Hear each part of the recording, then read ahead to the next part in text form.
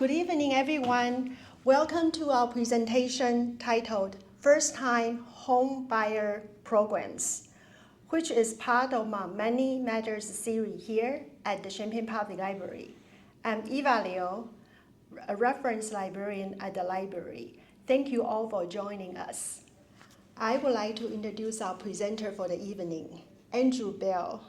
Andrew is an independent mortgage loan originator and housing educator serving the Illinois and Indiana markets.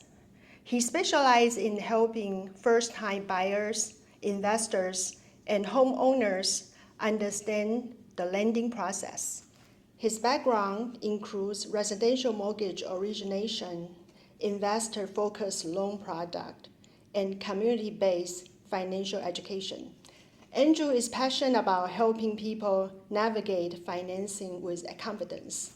We are honored that he is here at the library to share his expertise with us. Please help me welcome Andrew Bell. Thank you. Thank you so much, Eva. I really appreciate being here. This is one of my favorite classes to teach.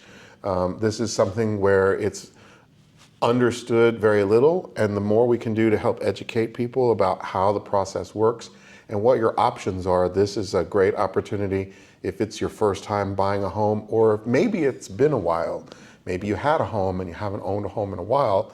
There are changes that you should probably be aware of. So this is a good opportunity for everybody, not just first-time home buyers.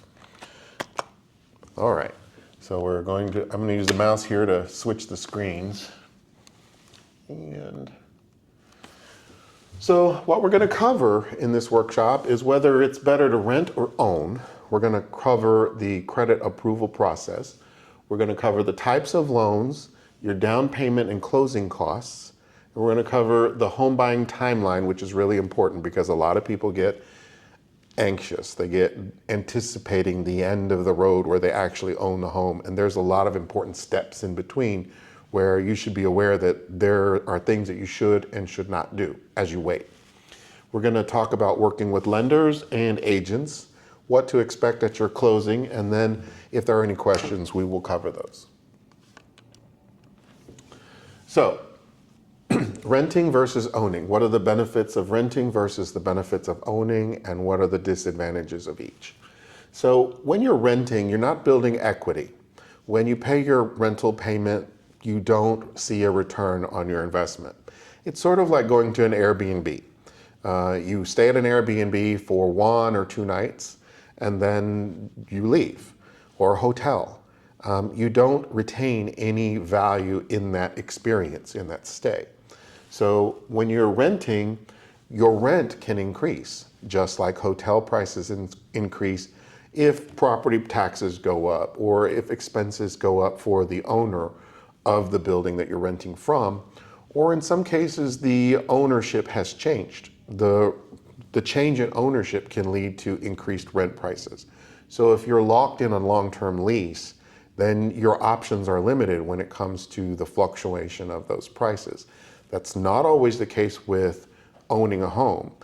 Usually most people try to get a fixed rate mortgage where the interest rates don't change. And in that case, your monthly mortgage payment is only going to change in response to changes in, say, insurance and taxes. So you have a little bit more control over the rising cost of home ownership. In owning, you build equity, which is, of course, the reverse of renting. But what does that mean? So as you make payments on your mortgage, you're paying portions towards your principal. As you pay down the loan over time, the value of that returns to you in what's called equity.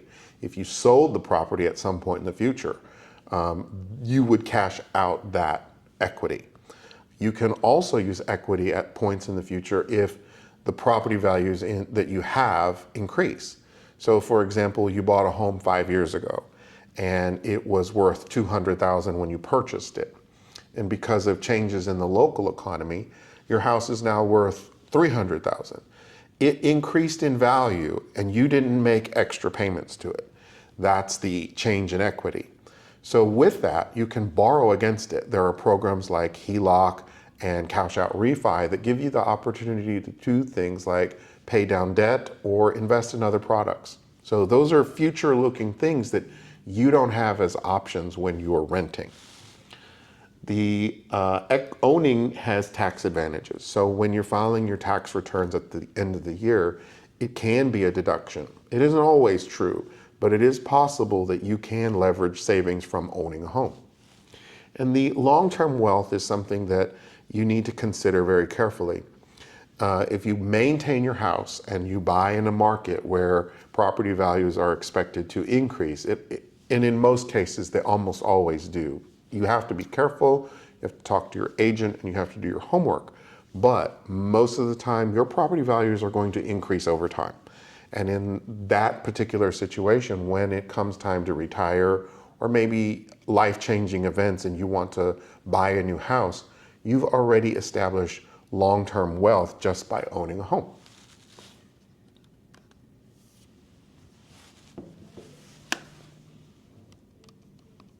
Yep, a little too fast.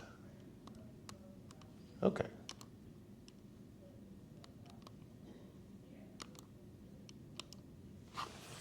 So, what are lenders looking for?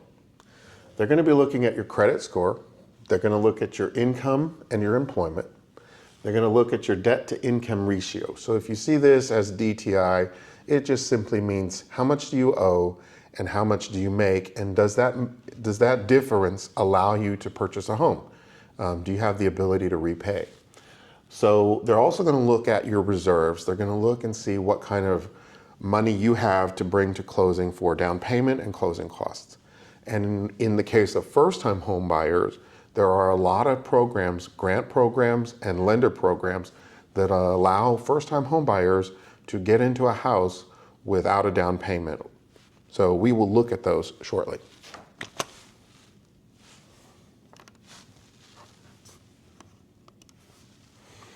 Credit score basics. So when you approach a lender, whether that be a brokerage firm or a traditional lender, there are several options that you can choose when it comes to selecting your lender, okay? And we'll cover that. But once you've selected a lender, there are two types of credit pulls they're going to do. There's a soft pull and a hard pull. If you're just shopping around, you just want to make sure that your potential lender that you're working with, you make sure that they do a soft pull. So they're going to look and they're going to see what your credit score is. You have several available loan types available to you with the credit scores. Of course, the better credit scores are going to get better interest rate terms. If you have a lower credit score, it's not hopeless. On an FHA at 580 and above, you are eligible for an FHA loan, and those are backed by the federal government. On a conventional, you are eligible above 620, which is a lot lower than most people think. On a USDA, 640 and above, but they will accept lower amounts on a USDA. It depends on the situation, and individual circumstances are a factor. So when we look at these scores, they're not set in stone. On VA, 580 and above is a real potential. It has real possibilities for you. So you want to make sure that you ask questions. Even if your score is not at these numbers or above, there are credit opportunities that you have available to you to increase your score that you might not even be aware of.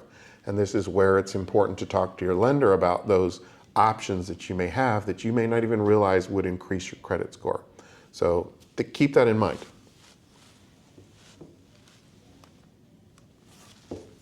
On the pre-approval versus pre-qualification, when you talk to your lenders, when you talk to your realtors, you're going to hear pre-qualification and pre-approval, and they are not the same. It's important to know the difference.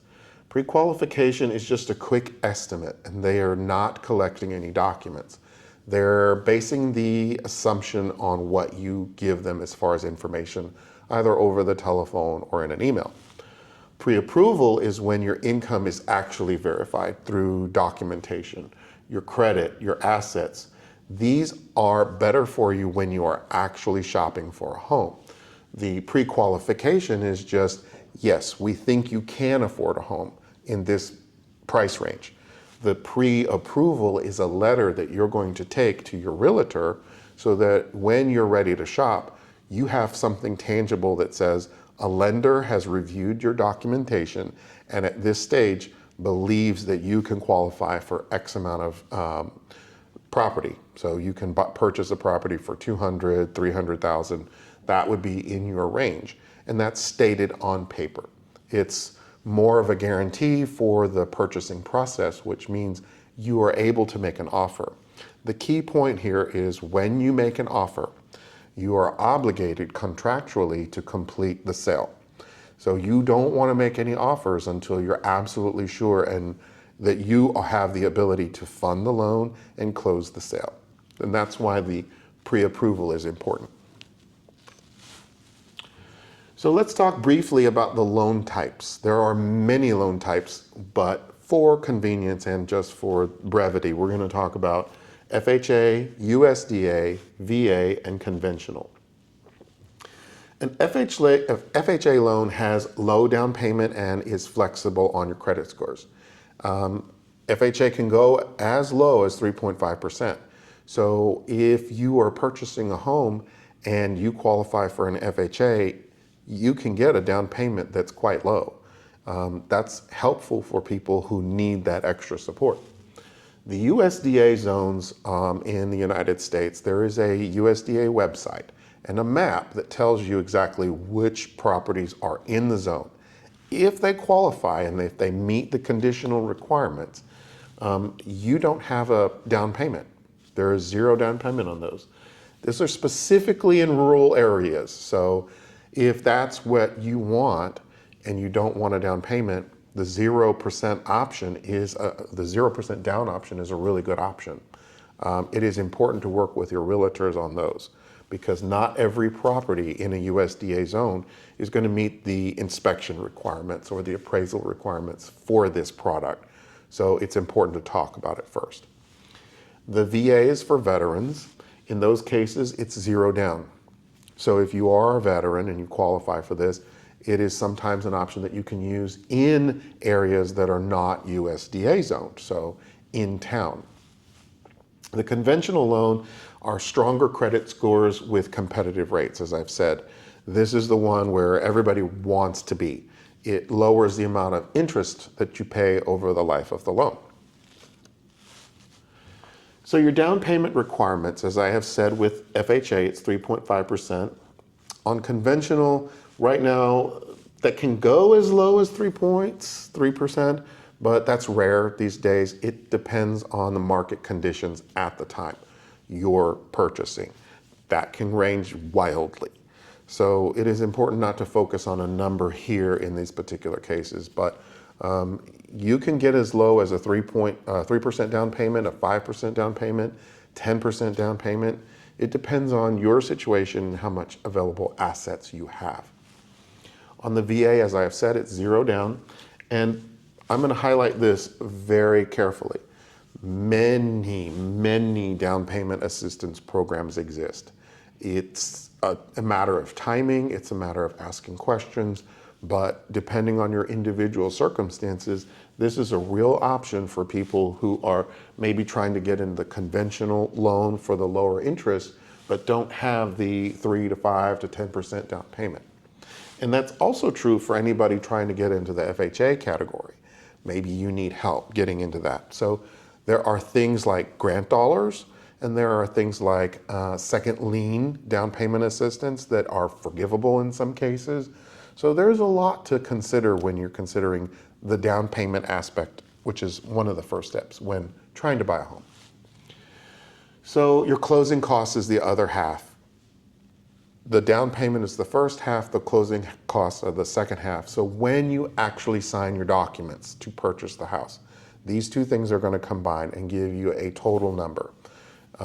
When we talk about closing costs, it's usually 2 to 5% of the total purchase price of the home. So if you're estimating how much you should exactly have based on the property you're looking at, if your property's $200,000, you should estimate on the high side and say, oh, well, I'm going to need about 5% for the closing costs. Your realtor and your lender should be able to tell you whether what the closer estimates are going to be, but when you're just starting out and trying to figure out what you might need for available cash, that's a good place to start. The closing costs are going to include the appraisal on the property. The lender is going to want the appraisal, and it's going to be a third party. They are not going to be your lender. They are not going to be your realtor. They are going to be selected by the lender in order to determine whether or not the loan they're offering you is secured by the property. Does the property have enough value to justify the loan? The closing costs include your title work. Title work is when the title company, where you actually sign the documents to purchase the house, they're going to be looking for any past transactions that could potentially lead to a situation where someone else has a claim on the property. You are then offered title insurance, usually paid by the seller, almost always. It allows you, if there isn't a chance that somebody comes along and says, I have a claim to this property, the insurance allows the home to stay in your hands and the person who has the claim to receive payment for their losses. Taxes and insurance, everybody has taxes. So the tax appraisal authority in your county where you're purchasing will have information about how much taxes have cost in the past, and it might give you a reasonable estimate of where they go in the future. Almost always up. So when you evaluate the cost of the taxes for your home, you can expect that year over year, you're probably going to have to pay more. The lender fees are what you pay to people like me who do the work to get you the loan. And they also go to the lender who is lending you the loan. So typically 2 to 5% of the loan amount, not the purchase price. And when it comes to lender fees, you need to understand when you're working with a lender or a bank or a brokerage firm, the person you're working with does not get paid until the loan is actually funded. So the work that we do for you to get you pre-qualified and get you set up to get into a closed situation with a home, we're not getting any money. And the thing that you need to understand is you have the ability to leave the lender that you're choosing and choose another lender. Those are some things that not everybody knows. They believe that when you start a conversation with one lender, that you're stuck in that conversation or that situation. You can shop around. And it is important that you do shop around, because in the brokerage market, they have a lot more opportunities and available options for creative situations. The banks usually typically focus on more of the conventional aspects, or the higher the credit score, they're going to be more willing to work with you. You need to understand that when you're working with a bank, if you run a hard credit pool and you decide you want to leave to go to another lender anywhere, there's going to be another credit pool. And each time you do change lenders like that, there's going to be a ding on your credit score. So it's important not to do that hard pull, as I've said before. Make sure it's a soft pull. So the seller credits reduce your out-of-pocket expenses. This is when the seller of the home wants to make a deal. They want to make sure that you purchase the house. Ask for seller credits. This reduces your costs. So this is very significant for some people. The home buying timeline. This is where I said earlier in the program, people get very anxious about getting into the house. They're ready to go. And this can take a while. This can take up to 45 days and sometimes even longer. So it's important to have a frame of mind that when you go into this process, that it is a process and it does require a bit of patience. And so I work with a lot of people who get in a rush and their expectations are they're going to close in 2 weeks or 1 week. When it comes to buying a home through the lending process, it can sometimes take a while. When you pay cash for a property, it's usually very quick. So the timeline includes your pre-approval, when you've selected your lender, got a letter, you've done all your documentation, you've uploaded your payroll sheets, your W-2, any information you have about your banking assets. All of that goes into the picture where the lender is going to tell you, okay, you qualify for so many dollars in purchase price. You do the home search. This is the fun part where you get to look at homes and see where you might want to live. Once you've found a home, you make an offer and you negotiate. This process involves your real estate agent. They make the offer on your behalf, and any negotiations that happen between your realtor that represents you and the realtor that represents the seller. It is important you understand that sometimes the realtor for both the seller and the buyer, or the agency, can be representing both parties. They will disclose that to you, but you need to be aware that when they do that, it can create conflicts of interest. So just be aware that that can sometimes happen. Ask questions. Every time that you go through this process, it's important. This is a very big financial decision, and no question should be treated as silly or invalid.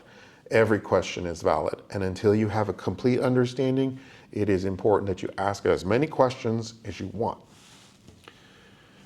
In the process, you're going to do the inspection. Here's where you determine whether or not there's any damage that need to be repaired, and then you go back to the negotiation, where you can say, well, because of this damage, we want the seller to fix it first and or give us a discount.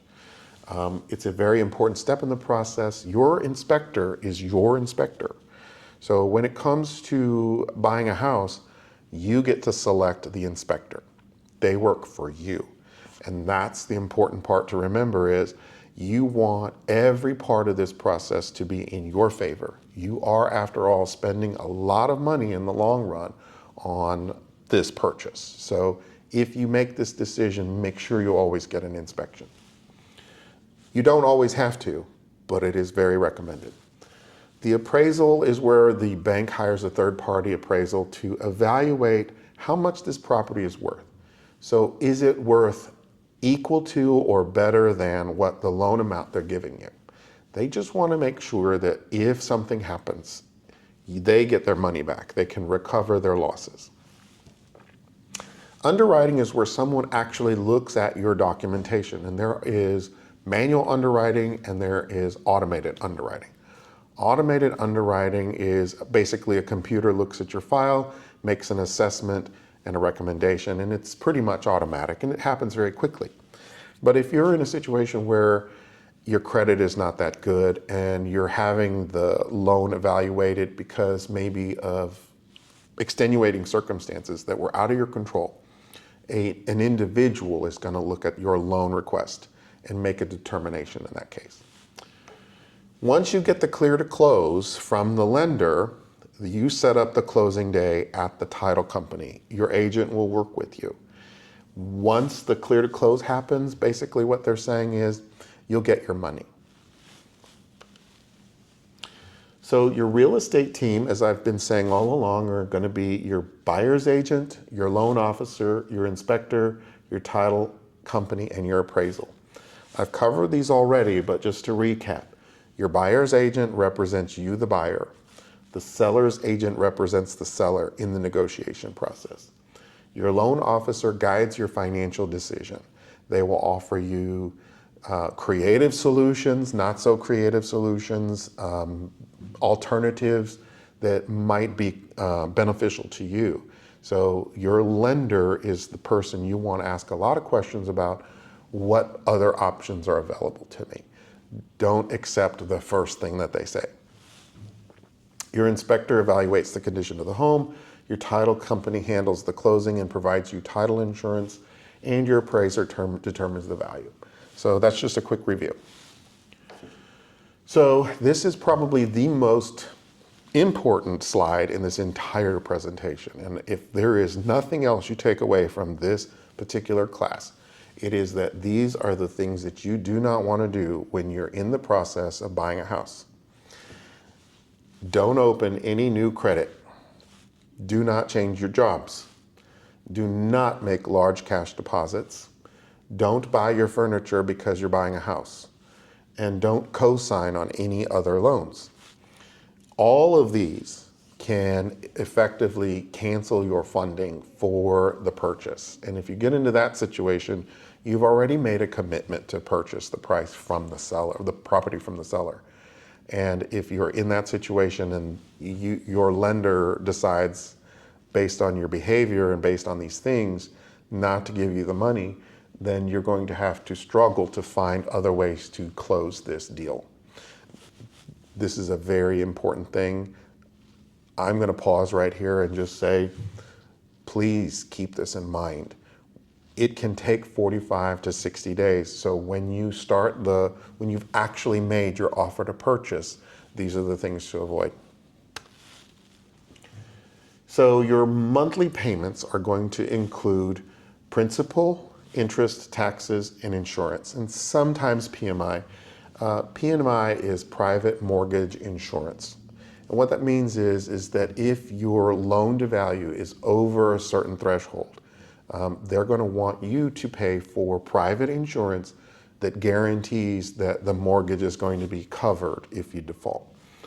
The principal is the small part of the payment that actually pays down the loan amount. So if your loan is $100,000 and you make a monthly payment and it's $200, your loan now has decreased by $200. But you do pay interest, and it's called amortized. Amortized loans are loaded towards the front, meaning you pay more interest in the beginning and you pay more principal at the end.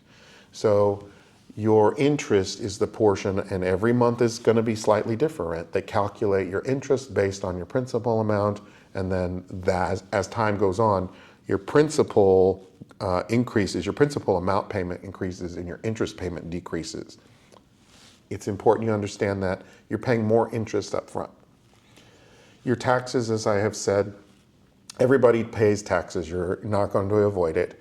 If you don't pay taxes on your home, and this is one of the reasons why the bank escrows this into your monthly payment, because if you don't make the tax payment, you could lose the property. If you lose the property, the lender loses out on the deal. So in order to make sure that the taxes are paid for, your lender will contract with a servicer, and the servicer will make sure that the money that you pay every month, a portion of it goes to cover the taxes when the taxes are due, and they should make that payment for you. Your insurance is to make sure that the house that you're buying is covered. So if there's storm damage, if there's a fire, that it will be repaired to a condition where it still holds the value that the bank expects to cover the loan amount. They want to make sure that if you sell and pay off the loan, you have enough money to pay them back. That's why you have insurance. Keys to a smooth approval. Respond quickly to your lender requests. Any delays in response can delay the time it takes to get you closed. This is very important. Keep documents organized. Before you even start searching for a lender, if you're even considering purchasing a home, you're going to have to document your assets, your income, and all of that information will need to be uploaded. Your driver's license. Just have your stuff organized to the point where you are able to upload it when you start the application. It smooths things out. It makes things go a lot faster. This kind of goes back to the don'ts, but this is stated a little differently. This is a do. Do maintain your stable income. So that's the same thing as saying don't change jobs or don't lose your job when you're trying to get approved. Avoid major financial changes. Again, this is the same thing I was saying earlier. You don't want to open up new lines of credit. You don't want to co-sign loans. Maintain a stable financial position so that at any point in the closing process, your lender may look again to see where you're at. They may run another credit score. They may look again to see if you've opened up another line of credit. And if you have, and it's significant, it can result in losing the loan. I can't say that enough. So, as I was saying earlier, ask questions as many times as you need to until you fully understand everything that you're doing and what's happening. There are no dumb questions. Communicate regularly with your lender. If they don't respond, if your realtor doesn't respond in a timely fashion, it's time to consider a change. So this is the end of the presentation. My name is Andrew. You can reach me at andrewbill@sovereignlending.loans. My phone number is 254-217-0232. I look forward to hearing from you. Thank you.